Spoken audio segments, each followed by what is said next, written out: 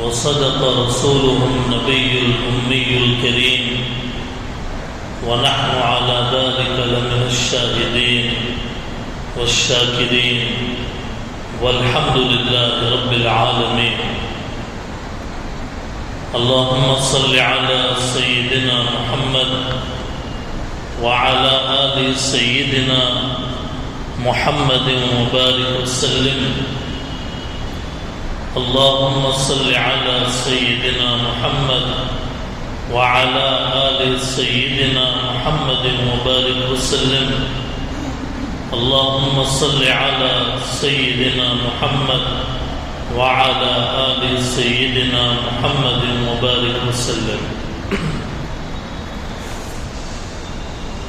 حاضرین محترم، سامعین عالی مقام، ادب اور احترام کے لائق معزز بزرگوں،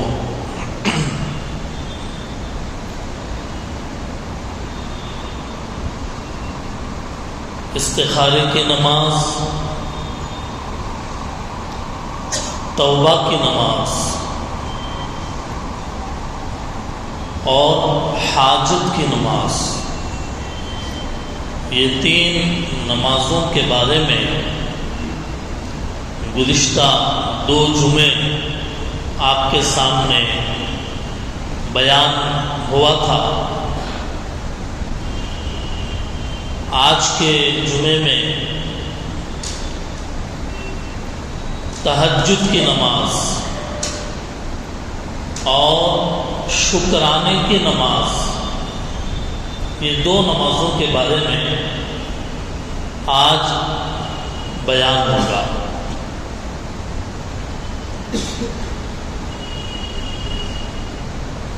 محترم بزرگوں، تہجد کی نماز جیسا کہ آدمی سحری کے وقت میں فجر کی نماز سے کچھ پہلے پڑھتا ہے، شاعر نے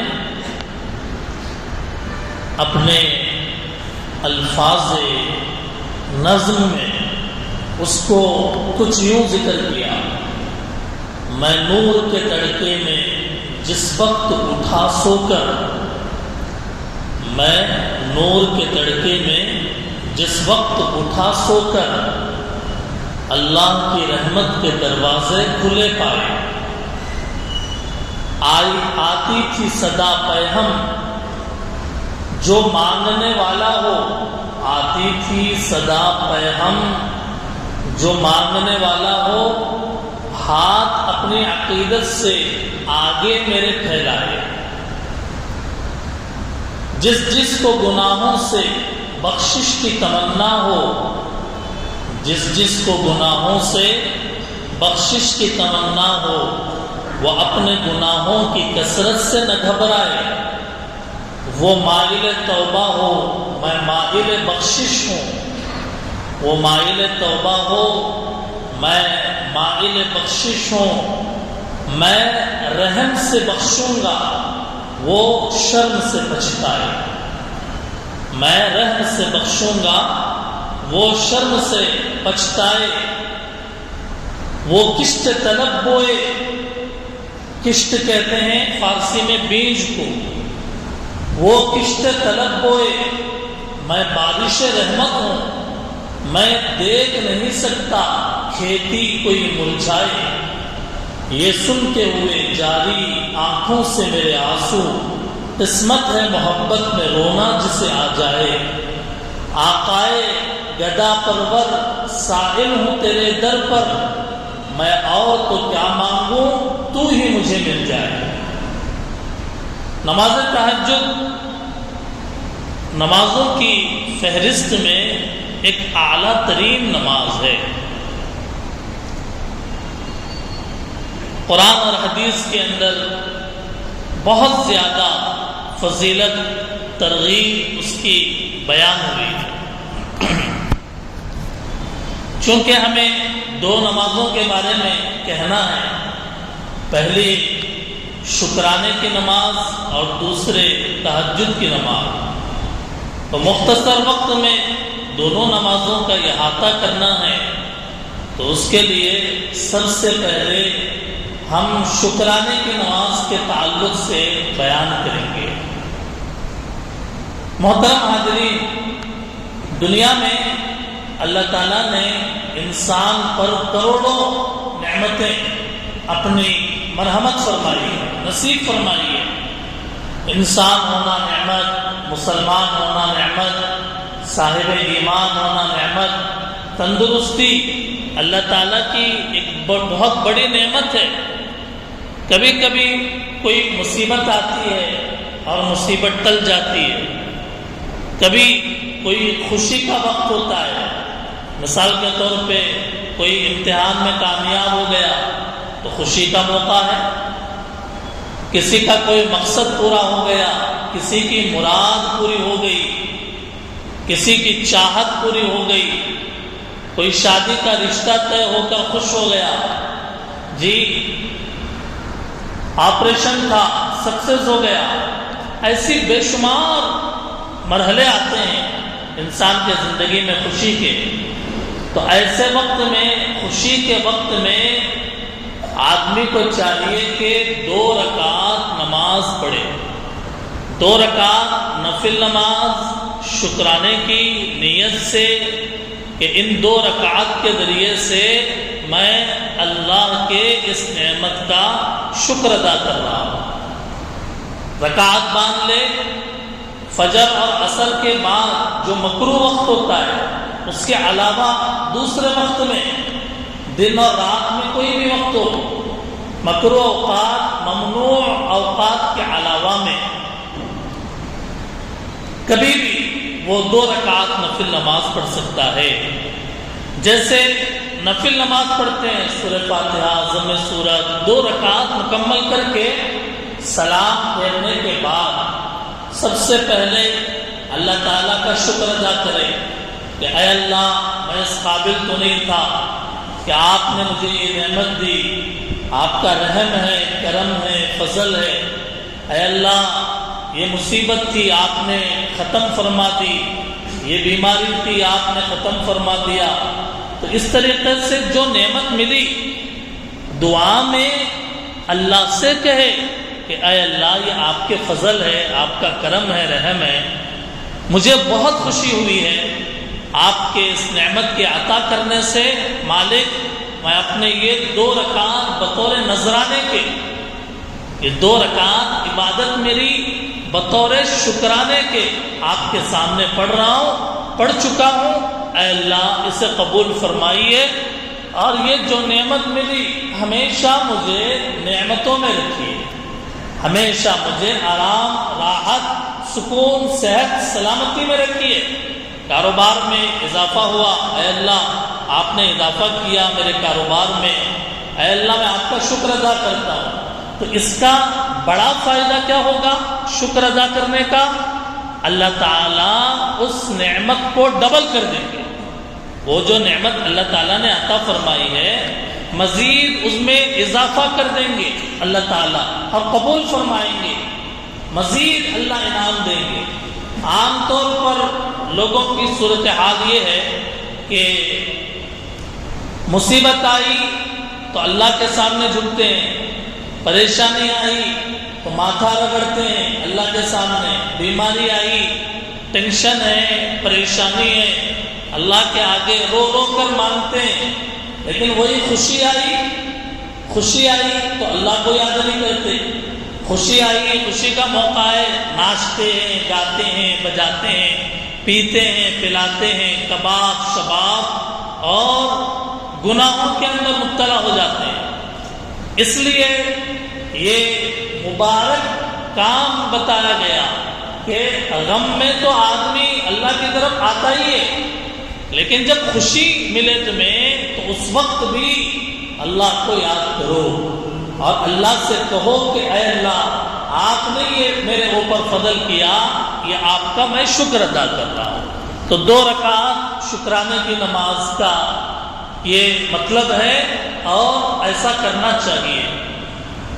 کبھی ایسا ہوتا ہے کہ آدمی کے پاس وقت نہیں ہوتا، خوشی ایسی ہے کہ آدمی اچھل پڑتا ہے، تو ایسے وقت میں احادیث کے اندر ایک تعلیم ہمیں یہ بھی ملتی ہے کہ فوراً سجدہ شکر ادا کرے۔ 2 رکعت نماز پڑھنا تو ہے اپنی جگہ، 2 رکعت نماز کے علاوہ ایک سپریٹ چیز، 2 رکعت نماز کے علاوہ ایک سپریٹ عبادت، ایک الگ عبادت سجدہ شکر کی ہے۔ کوئی نعمت ملی، فون پہ اطلاع ملی کہ الحمدللہ آپریشن کامیاب ہو گیا، فون پہ اطلاع ملی کہ امتحان میں کامیاب ہو گیا، اطلاع ملی نوکری مل گئی، ملازمت مل گئی، فوراً سجدے میں گر گیا اللہ کا شکر ادا کرنے کے لیے، تو اس کو کہتے ہیں سجدہ شکر۔ تو اس کے ذریعے سے بھی اللہ کا شکر ادا کیا جا سکتا ہے۔ سجدہ شکر کرنے کا طریقہ کیا ہے؟ سجدہ شکر کا طریقہ یہ ہے کہ آدمی سیدھے کھڑے ہو جائے، جیسے نماز پڑھنے کے لیے کھڑا ہوتا ہے، ہاتھ اٹھائے بغیر تکبیر کہتے ہوئے آہستہ آواز سے اللہ اکبر کہتے ہوئے سجدے میں چلا جائے، اور سجدے میں تسبیح پڑھے جو پڑھتا ہے نماز میں، اور پھر تکبیر کہتا ہوا اٹھ جائے۔ تو یہ ہے سجدہ شکر، ایک ہی سجدہ ہے، سجدہ شکر ایک ہی ہے۔ تکبیر کہتے ہوئے جائے گا سجدے میں، اور سجدے کی تسبیح پڑھے گا، پھر تکبیر کہتا ہوا اٹھ جائے گا، کھڑا ہو جائے گا۔ تو یہ اللہ کو گویا شکر کا اس نے سجدہ کیا ہے۔ تو نماز شکر بھی پڑھ سکتے ہیں، یا سجدہ شکر کرنا چاہیں وہ بھی کر سکتے ہیں۔ دیکھیے دلیل کیا ہے؟ اللہ کے نبی علیہ السلام نے کیا شکرانے کی نماز پڑھی؟ دلیل لیجئے کہ جب مکہ مکرمہ فتح ہوا، جب مکہ مکرمہ پر مسلمان قابض ہو گئے، یعنی مسلمان جیت کر مکے میں داخل ہونے لگے، تو اللہ کے نبی صلی اللہ علیہ وسلم نے حضرت ام ہانی کے گھر کے اندر جا کر آپ نے 8 رکعت نماز پڑھی۔ کتنی رکعت پڑھی؟ 8 رکعت، دن کا وقت ہے، آپ نے 8 رکعت شکرانے کی نماز پڑھی۔ علماء کہتے ہیں کہ یہ صلاۃ الشکر تھا، یہ صلاۃ الفتح، فتح کی نماز، فتح ملنے کی خوشی میں اللہ کے نبی نے شکرانے کی نماز پڑھی ہے۔ ایسے ہی دوسری دلیل کہ غزوہ بدر کے موقع پر جب لڑائی چل رہی تھی، ایک طرف ابو جہل بڑے بڑے ترمخا مکے کے کافر مشرک لوگ تھے، دوسری طرف اللہ کے نبی علیہ السلام تھے اور صحابہ کرام تھے۔ اسلام کی سب سے پہلی لڑائی، اسلام کی سب سے پہلی لڑائی غزوہ بدر۔ غزوہ بدر میں ایک صحابی دوڑتے ہوئے آئے اللہ کے نبی کے پاس، آ کر کہنے لگے حضور ابو جہل مار دیا گیا، ابو جہل قتل کر دیا گیا، جنگ کے میدان ہے، اور ایک صحابی آ کر اطلاع دیتے ہیں کہ ابو جہل مار دیا گیا۔ اللہ کے نبی صلی اللہ علیہ وسلم نے اس ابو جہل کے مرنے کی خبر پر 2 رکعت شکرانے کی نماز پڑھی کہ اللہ تعالیٰ نے ایک دشمن سے نجات عطا فرمائی، اسلام کو ایک دشمن سے نجات عطا فرمائی کہ جو مسلمانوں کو کاٹ رہا تھا، خون بہا رہا تھا، اور اسلام کے لیے ایک زہریلا ناگ بنا ہوا تھا، وہ اب چلا گیا دنیا سے۔ اللہ کے نبی نے شکرانے کی نماز پڑھی۔ ایسے ہی حضور علیہ السلام کے بارے میں یہ بات بھی ملتی ہے روایات میں کہ جب کوئی خوشی کی خبر ہوتی تو حضور سجدہ کر کے اللہ تعالیٰ کا شکر ادا کرتے۔ سجدہ شکر جو میں نے طریقہ بتایا تو 2 باتیں ہو گئی، ایک ہے نماز شکر اور دوسرے ہے سجدہ شکر۔ زبان کے ذریعے سے بھی اللہ کے نبی کی کچھ دعائیں ہیں کہ جو کرنا چاہیے، پڑھنا چاہیے۔ اللہم ما اصبح بی من نعمہ او باحد من خلقک فمنک وحدک لا شریک لک فلک الحمد ولک الشکر۔ لوگوں کو دعائیں یاد نہیں رہتی، اور جو دعائیں یاد کرتے ہیں وہ بھول جاتے ہیں، وہ جو دعائیں یاد کرتے ہیں بھول جاتے ہیں۔ حالانکہ دعاؤں کا اگر اہتمام کیا جائے گا تو دعائیں یاد رہیں گی۔ بازار جانے کی دعا، کون آدمی ہے جو بازار نہیں جاتا؟ لیکن بتائیے کس کو یاد ہے بازار جانے کی دعا؟ بازار جانے کی دعا کسی کو یاد ہے؟ کوئی صاحب ہے جو بتا سکے کہ بازار جانے کی دعا جو کتابوں میں حدیثوں میں ہے؟ بسم اللہ اللہم انی اسألک خیر هذه السوق وخیر ما فیها واعوذ بک من شرها وشر ما فیها اللہم انی اعوذ بک ان اصیب فیها یمینا فاجرا او صفقتا خاسرا۔ یہ بازار جانے کی پوری دعا ہے۔ جب بازار میں داخل ہو تو یہ پڑھے، جب کوئی چیز خرید رہے ہیں اور چن رہے ہیں تو دعا پڑھیں اللہم اغفر لی واختر لی۔ یہ دعائیں تو دعائیں یاد کرنا چاہیے اور اس کو عمل میں لانا چاہیے۔ دیکھیے ہر آدمی گھر سے نکلتا ہے، گھر سے نکلنے کی دعا کس کو یاد ہے؟ گھر میں داخل ہونے کی دعا کس کو یاد ہے؟ یہ بات قابل فکر ہے۔ آدمی پوری دنیا کے بارے میں سوچتا ہے، اپنے بارے میں غافل ہے کہ اپنے بارے میں غافل ہے کہ مجھے دعائیں کتنی یاد ہیں، اور یہ مستقل الگ ٹاپک ہے کہ زندگی سنت کے مطابق کیسے گزرے اور کہ کون سی دعاؤں کا اہتمام کرنا چاہیے۔ اللہ کے نبی نے کب کہا کہ تم گھر کے دروازے سے پیر باہر نکالو، یہ دعا پڑھو، تمہارا ایکسیڈنٹ بھی نہیں ہوگا اور تمہیں کوئی چیز نقصان بھی نہیں پہنچائے گی۔ یہ تعلیم ہے نبی علیہ السلام کی، بسم اللہ توکلت علی اللہ لا حول ولا قوت الا باللہ۔ گھر کے اندر داخل ہو رہا ہے، کدھر کدھر پھر کر اور کدھر کدھر جا کر آتا ہے، جب گھر میں داخل ہونے کا وقت آئے تو دعا پڑھے اللہم انی اسألک خیر المولج وخیر المخرج بسم اللہ ولجنا بسم اللہ خرجنا وعلی اللہ ربنا توکلنا۔ یہ دعائیں جس کا اہتمام کرنا چاہیے، ایک مستقل ٹاپک ہے، اس پر پھر کسی وقت بات ہوگی۔ ابھی شکرانے کی نماز کے بارے میں ایک بات عرض کر دی گئی ہے۔ اللہ تعالیٰ کی نعمتیں اتنی کہ انسان کچھ بھی کر لے اور کتنا بھی گویا اللہ کا شکر کے کلمات کہتا رہ جائے، لیکن اللہ تعالیٰ کا شکر کا حق ادا نہیں ہو سکتا۔ شاعر نے کہا شکر خالق کس طرح سے ہو ادا، شکر خالق کس طرح سے ہو ادا، ایک زبان اور نعمتیں بے انتہا۔ ایک زبان ہے اور نعمتیں بے انتہا ہیں۔ کس کس کا آدمی اللہ کا شکر ادا کرے گا؟ کون سی نعمت کا شکر ادا کرے گا؟ تو یہ شکرانے کی نماز کے تعلق سے پہلی بات۔ اور آج کے بیان کا دوسرا حصہ تہجد کی نماز۔ تہجد کے معنی عربی ڈکشنری آپ اٹھائیں گے عربی تو اس کے اندر تہجد کے معنی ہیں نیند کو چھوڑ دینا۔ تہجد ترک نوم کا نام ہے اور یہ فرض واجب نماز نہیں ہے۔ تہجد کی نماز فرض یا واجب نہیں ہے، لیکن کہتے ہیں کہ تمام نمازوں میں فرض نمازوں کے بعد اول نمبر پر اگر کوئی نماز ہے تو وہ تہجد کی نماز ہے۔ افضل نماز، سب سے زیادہ ثواب جو ملے گا بندے کو فرض نمازوں کے بعد، اس کے بعد تہجد کی نماز ہے۔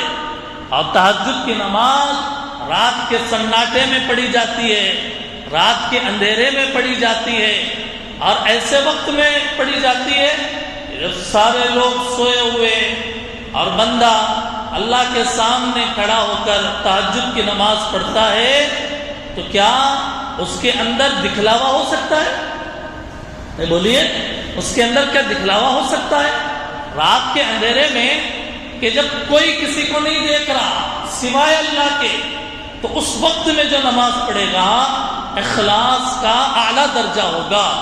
اسی لیے قرآن کریم میں آیات بہت ہیں، اب ہر آیت میں پڑھوں گا، اس کا ترجمہ کروں گا، آپ کو سمجھانے کی کوشش کروں گا، اور 1:25 سے زیادہ کا وقت ہو جائے گا تو پھر گھڑی کی طرف ہماری نظر جائے گی، بات مکمل نہیں ہوگی، اور آیات کی ترجمے تفسیر میں ہم لگے رہ جائیں گے، بات پوری نہیں ہوگی۔ آج اسی لیے قرآن میں 8 آیتوں میں تہجد کی نماز کا ذکر. یا ایھا المزمل قم اللیل الا قلیلا. قم اللیل، قم اللیل عربی میں تہجد کو صلاۃ اللیل بھی کہتے ہیں، قیام اللیل بھی کہتے ہیں. صلاۃ اللیل بھی کہتے ہیں اور قیام اللیل بھی کہتے ہیں. رات کی نماز. قم اللیل، نماز پڑھیے رات میں، پوری رات یا آدھی رات یا آدھی سے بھی کم، یعنی رات کے حصے میں آپ نماز پڑھا کیجئے. قرآن میں ہے إِنَّ نَاشِئَةَ اللَّيْلِ هِيَ أَشَدُّ وَطْئًا وَأَقْوَمُ قِيلًا. رات میں اٹھ کر بستر چھوڑ کر نماز پڑھنا ہر ایک کے بس کی بات نہیں ہے، ہر ایک کے بس کی بات نہیں ہے. ناشئۃ اللیل اشد وطئا، سخت ترین قدم ہے. انسان کے اوپر ایک سختی جھیلنی پڑے گی، میٹھی نیند کو چھوڑنا پڑے گا، اللہ کا ڈر دل میں پیدا کرنا پڑے گا. ڈر اللہ کا، محبت اللہ کی. ڈر اللہ کا، محبت اللہ کی. نیند کی اگر محبت ہے، بستر کی اگر محبت ہے، جی اللہ کی اگر محبت نہیں ہے یا کم ہے تو وہ آدمی تہجد کے لیے نہیں اٹھ سکتا. اسی لیے رات میں اٹھنا بہت بڑے فضیلت کی بات ہے. پارے 21 سورہ الف لام میم سجدہ کے اندر ہے کہ جنت کی خوشخبری سنا دیجئے، ایسی نعمتیں دوں گا آنکھیں ٹھنڈی ہو جائیں گی، تم نہیں جانتے میں تمہارے تہجد پڑھنے کے اوپر کیا نعمتیں دوں گا. تم نہیں جانتے کہ تمہیں کیسی عظیم نعمتوں سے میں سرفراز کروں گا تمہارے تہجد پڑھنے کے وجہ سے. اللہ کے نبی سے اللہ تعالیٰ نے فرمایا محمد آپ تہجد پڑھا کیجئے، آپ کو میں مقام محمود دوں گا، آپ کو میں مقام محمود دوں گا.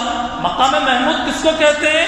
کہ جہاں سارے نبی بھی عاجز ہو جائیں، کہیں اللہ سے ہم کچھ نہیں کہہ سکتے، سارے نبی پیچھے ہٹ جائیں گے اور ہمارے نبی آگے بڑھیں گے، اللہ سے کہیں گے اے اللہ حساب و کتاب شروع فرمائیے. یہ ہے مقام محمود.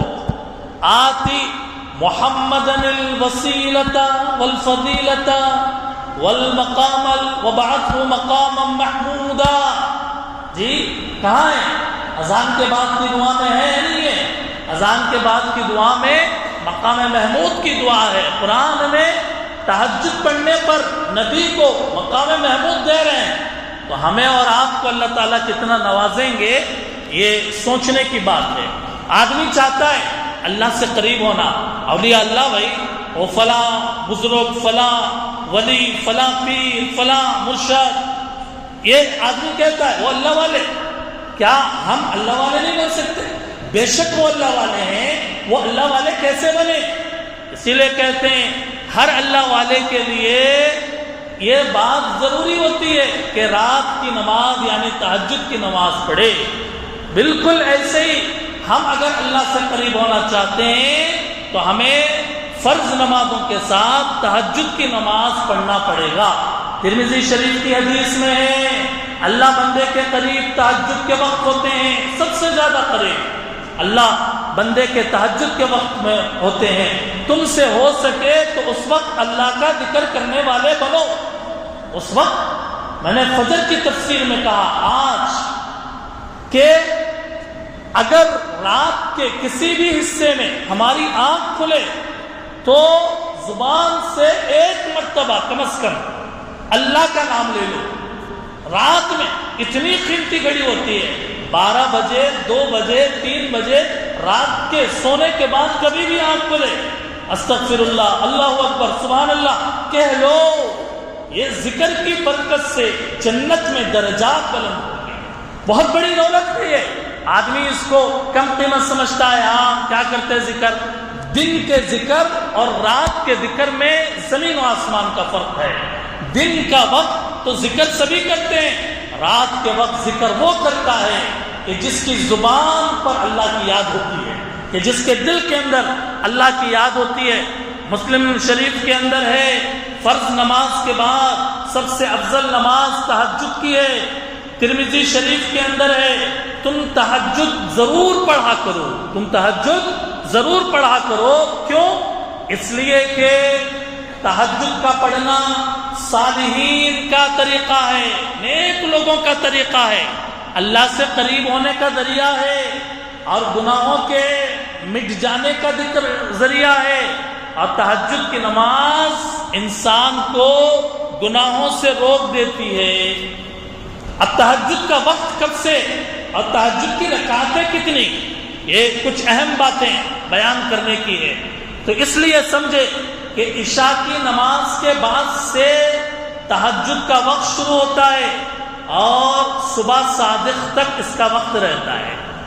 یہ تہجد کے 3 اوقات، ایک ابتدائی شب، رات کا ابتدائی حصہ، ایک درمیانی شب، رات کا بیچ کا حصہ، اور تیسرے انتہائی شب یعنی رات کا اخیر کا حصہ۔ ان میں افضل وقت اخیر کا حصہ ہے۔ افضل جو وقت ہے تہجد کے پڑھنے کا وہ سحری کے وقت میں، فجر کا وقت شروع ہونے سے کچھ پہلے کا 3:30 4 بجے، 3:30 4 بجے اور 4:30 بجے تک بھی، 5 بجے تک بھی آج کل وقت چل رہا ہے۔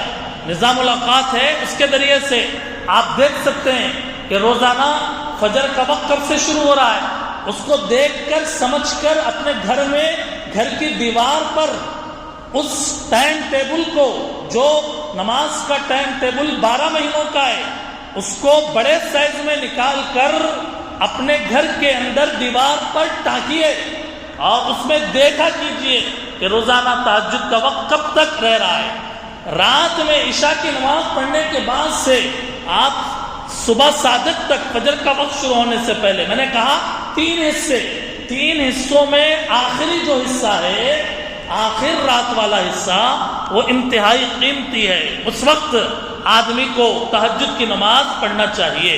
اگر کوئی اس وقت نہیں پڑھ سکتا، درمیان رات میں آنکھ کھلی، جیسے 12 ساڑھے 12 بجے، 1 2 بجے آنکھ کھلی، اور اس وقت وہ وضو کر کے تہجد پڑھنا چاہ رہا ہے، پڑھ سکتا ہے یا نہیں پڑھ سکتا؟ بالکل پڑھ سکتا ہے، بالکل پڑھ سکتا ہے۔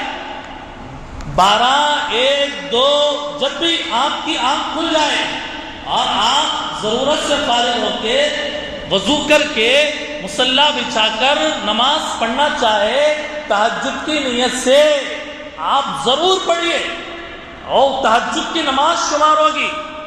اور اگر رات کا آخری حصہ ہو، جیسے میں نے کہا کہ 3 4 بجے کا وقت بہت خاص سونے کا وقت ہوتا ہے۔ سونا وہ نہیں، نیند والا سونا نہیں، یہ چاندی سونے والا سونا، یہ چاندی سونے والا سونا۔ سونے ملیں گے، دولتیں ملیں گی، اللہ کا قرب ملے گا، ولایت ملے گی، اللہ کے اتنے چہیتے بن جائیں گے، لاڈلے بن جائیں گے۔ جو تہجد کی پابندی کرے گا، اللہ اس کی ضرورت کو اس کے مانگنے سے پہلے ہی عطا کر دے گا۔ جو تہجد کا اہتمام کرتا ہے، اللہ تعالیٰ اس کی ضرورت کو اس کے مانگنے سے پہلے ہی پورا کر دیں گے۔ تہجد کا وقت میں نے بتا دیا۔ اب تہجد کی رکعتیں کتنی ہیں؟ 2 رکعت سے شروع ہوتا ہے اور آپ پڑھ سکتے ہیں 12 رکعت تک۔ 2 رکعت پڑھیں، 4 رکعت پڑھیں، 2 رکعت بھی تہجد، اور آپ کو بشاشت ہے 4 پڑھ لیں، وہ بھی تہجد، 6 پڑھیں 2 رکعت کر کے، 8 پڑھیں۔ ہمارے نبی صلی اللہ علیہ وسلم سے احادیث کے اندر مختلف روایتیں، 2 رکعت پڑھنا بھی ثابت، 4 6 8 رکعت بھی پڑھنا ثابت۔ اور یہ بات ذہن میں رکھیے، 8 رکعت پڑھنا افضل ہے۔ 8 رکعت پڑھنا کیا ہے؟ افضل ہے۔ ہمارے نبی صلی اللہ علیہ وسلم اکثر جو تہجد پڑھتے تھے وہ 8 رکعت پڑھتے تھے، 2 رکعت کر کے 8 رکعت پڑھتے تھے۔ اور اگر وقت ہے تو آپ 8 رکعت پڑھیں، اور زیادہ پڑھنا چاہتے ہیں اور زیادہ پڑھیں۔ اللہ کے نبی کا معمول یہ تھا کہ رمضان کے علاوہ عام دنوں کے اندر معمول تعلیم اسلام کی ہے۔ عام دنوں میں اسلام کی تعلیم یہ ہے کہ حضور علیہ الصلوۃ والسلام تہجد کی نماز پڑھنے کے بعد اخیر میں 3 رکعت تہجد کی پڑھتے تھے. مثال کے طور پر 2 رکعت اگر تہجد کی نماز ہے، 3 رکعت وتر، ٹوٹل 5. بولیے 4 رکعت اگر تہجد کی نماز پڑھے اور 3 رکعت وتر کی، ٹوٹل 7. نہیں بول رہے آپ جی؟ 8 رکعت آپ کی اگر تہجد ہے، 3 رکعت وتر، ٹوٹل 11 رکعت. تو اس طریقے سے اللہ کے نبی کا معمول تھا کہ تہجد کی نماز سے فارغ ہونے کے بعد اخیر میں آپ علیہ السلام 3 رکعت تہجد کی پڑھتے تھے. مختلف روایت، وقت بھی بتا دیا تہجد کا، عشاء کے بعد سے لے کر صبح صادق تک، رات کے 12، 1، 2، 3 بجے جب چاہے آپ کی آنکھ کھلے نماز پڑھ لیجئے. بہت قیمتی وقت ہوتا ہے اللہ کے ذکر کا، تلاوت کا. اور رکعات بھی بتا دیے، 2 رکعت سے شروع ہو کر آپ پڑھتے جائیے. حضور علیہ السلام کا عام معمول افضل 8 رکعت تہجد کے پڑھنے کا تھا. تو یہ بہت بڑی دولت ہے، اس کو حاصل کرنا چاہیے. اور آدمی تہجد کا پابند ہے، لیکن کسی دن آنکھ نہیں کھلی، روزہ نہ پڑھ رہا، 8 دن میں 5 دن پڑھا، ایک آدھ دن آنکھ نہیں کھلی. نبی علیہ السلام نے فرمایا اگر تمہاری آنکھ نہیں کھلی اور تم تہجد پڑھنے والے ہو، فرمایا فجر کی نماز سے ظہر کے بیچ میں اپنے وہ جو تہجد کی رکعتیں ہیں وہ خوب پڑھ لو، اللہ تعالیٰ تہجد کا ثواب دیں گے. یہ اللہ تعالیٰ کی طرف سے فضل ہے. مسئلہ سمجھ میں آ رہا ہے؟ مسئلہ یہ ہے کہ کسی دن آنکھ نہ کھلے تو فجر کی نماز کے بعد جب اشراق کا وقت شروع ہوگا، اس وقت سے ظہر کی نماز تک جتنا وقت ہے اس کے اندر وہ رکعتیں تہجد کی پڑھ لی جائے تو اللہ تعالیٰ اس کا ثواب عطا فرمائیں گے. ایک مرتبہ حدیث میں ہے کہ کسی عذر کی وجہ سے حضور علیہ السلام تہجد نہیں پڑھ سکے، دن میں آپ نے ادا فرمایا، دن میں تہجد کی نیت سے ادا فرمایا. بہت سارے لوگ کہتے ہیں کہ بھئی تہجد میں نہیں اٹھ سکتے. میں بتاؤں کیوں نہیں اٹھ سکتے؟ اس لیے نہیں اٹھ سکتے کہ رات کے 12-1 بجے تک اگر ہم جاگتے رہیں گے تو صبح 4 بجے کیسے آنکھ کھلے گی؟ سونے کی سنتوں میں ہے کہ عشاء کی نماز کے بعد دنیاوی باتیں نہ کریں. سونے کی سنتوں میں ہے کہ عشاء کے بعد جلدی سونے کی فکر کریں، عشاء کے بعد جلدی سونے کی فکر کریں. آج صورتحال یہ ہے کہ 12-1 بجے سے پہلے نہ کھانا اور نہ سونا، نتیجہ تہجد تو گول ہی گول، فجر بھی گول، فرض بھی گول، نفل بھی گول، اور انسان دنیا کے مسائل میں گول، انسان دنیا کے جھمیلوں میں گول. نہ فجر کی فکر، نہ فرض نمازوں کی فکر. فلسطین کٹتا رہے، مسلمان شہید ہوتے رہے، بابری مسجد پر غیر قبضہ کر لے، مسلمان نہیں اٹھے گا تہجد میں، مسلمان نہیں اٹھے گا فجر کی نماز میں، مسلمان روئے گا نہیں اللہ کے سامنے، گڑ گڑائے گا نہیں اللہ کے سامنے. ارے آج وہاں پہنچی ہے، ہمارا کیا لینے دینا ہے؟ ہمارے سر پہ بات آئے گی تب ہم دیکھیں گے. دوستو اور بزرگوں، یہ کیسی غفلت کی چادر ہے، یہ کیسی غفلت کی دنیا ہے کہ آج بھی مسلمان نہیں جاگ رہا. فلسطین پر 100 دن سے زیادہ کا وقت گزر گیا، حالات وہاں خراب، ہندوستان کے دوسرے اسٹیٹوں میں حالات خراب. 22 جنوری کو شرک کی گندگی کا سیلاب یوپی کے اندر بہنے جا رہا. یہ سب حالات کے باوجود بھی مسلمان ہیں، بس یوں ہی سر جھکایا ہوا اور یوں ہی بدمست ہو گیا، یوں ہی اپنی دکان، اور یوں ہی کوئی فکر، کوئی تڑپ، کوئی جذبہ، کوئی رونے کے خیال، کوئی اللہ سے مانگنے کا نہیں ہے. معاف کیجیے گا، لیکن ضرورت ہے اس بات کی. آج بھی اگر نہیں جاگیں گے کب جاگا جائے گا؟ محترم بزرگوں اور دوستوں، رسول اللہ نے تدبیر بتائی. تہجد میں اگر تمہیں اٹھنا ہے دوپہر میں قیلولہ کیا کرو. تہجد کی نماز کی مدد قیلولے سے لو. حدیث کے اندر ہے دوپہر میں کھانے کے بعد تھوڑی دیر آنکھ بند کر کے لیٹ جانا قیلولہ کرنا کہلاتا ہے. قیلولہ کرنا سنت ہے. قیلولہ کریں گے صبح فجر سے پہلے آنکھ کھلنے میں آسانی ہوگی. یہ کیا کنیکشن ہے دونوں میں؟ اب وہ کنیکشن کیا ہے یا نہیں ہے وقت نہیں ہے بتانے کے لیے، لیکن ہمارے اپنے تجربے کی بات ہے کہ زمانے طالب علمی میں جب دوپہر کو قیلولہ ہوتا تھا، فجر سے پہلے اٹھنا آسان ہوتا تھا، اس لیے دوپہر میں قیلولہ کر کے تہجد کی نماز کا اہتمام کرنا چاہیے۔ وقت مکمل ہوا، باتیں تو بہت ہیں، اور بخاری مسلم کی روایت سنا کر میں اپنی بات مکمل کرتا ہوں۔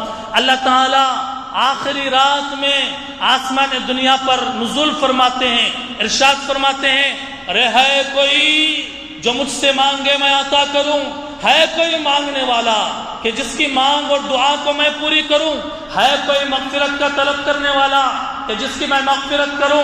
دوستوں اور بزرگوں، اللہ نے ہاتھ کیوں پھیلا دیے؟ ارے ہے کوئی مانگنے والا؟ کسی کا ہاتھ اٹھے ہوئے تہجد کے وقت میں؟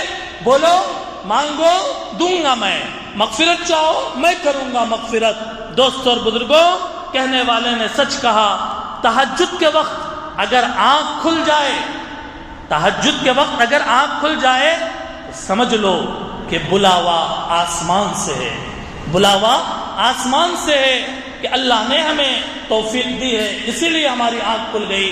اللہ تعالی ہم سب کو اس کے انوار اور برکات سے مالا مال فرمائے۔ وآخر دعوانا ان الحمد للہ رب العالمین۔